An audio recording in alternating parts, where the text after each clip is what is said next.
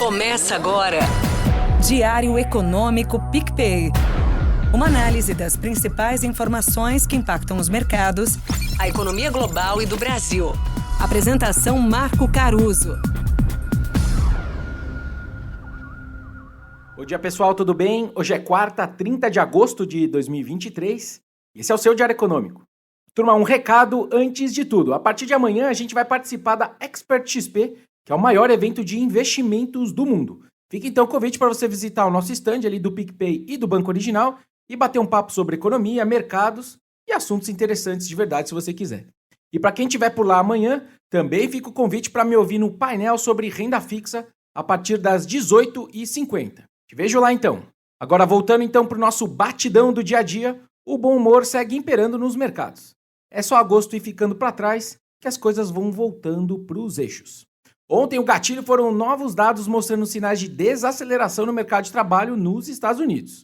A leitura é que isso acaba aliviando a pressão sobre o Fed para aumentar ainda mais as taxas de juros esse ano.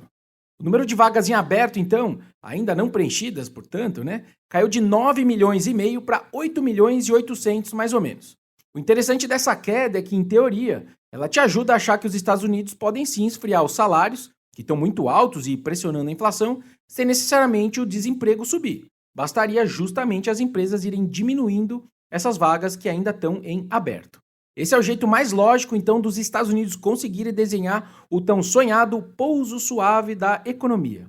Outro ponto que acabou também alimentando essa ideia de desaceleração saudável da atividade americana foram os dados de confiança do consumidor, reduzindo seu otimismo, mas também reduzindo a sua preocupação de que a economia pode entrar em recessão no futuro próximo.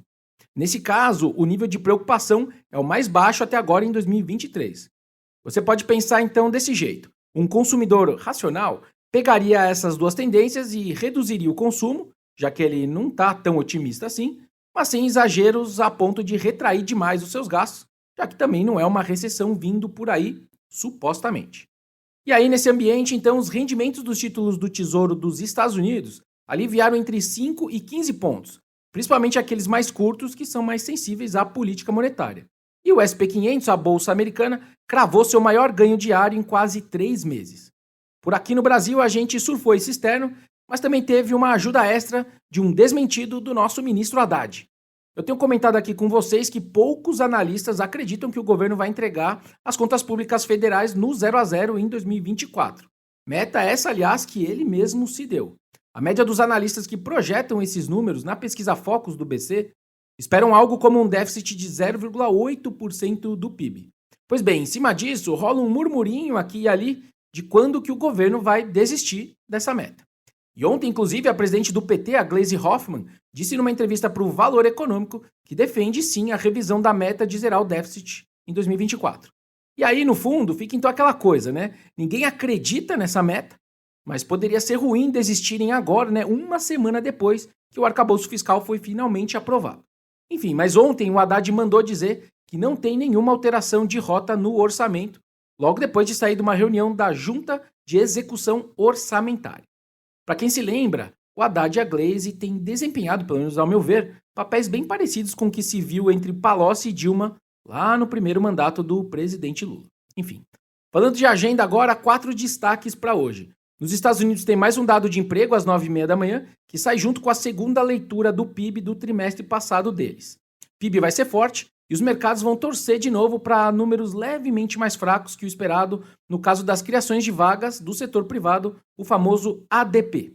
No Brasil, o Ministério do Trabalho também traz o número de postos criados pelo setor formal, o famoso CAGED. A gente espera algo perto de 146 mil vagas criadas, admitidos acima dos demitidos, que sinaliza uma tendência de arrefecimento frente ao ano passado, mas ainda em patamares saudáveis também. E para finalizar, mais um alerta, ou wake-up call, como gostam os bankers e portfolio managers da Praia da Baleia, vindos aí dos números fiscais do Brasil.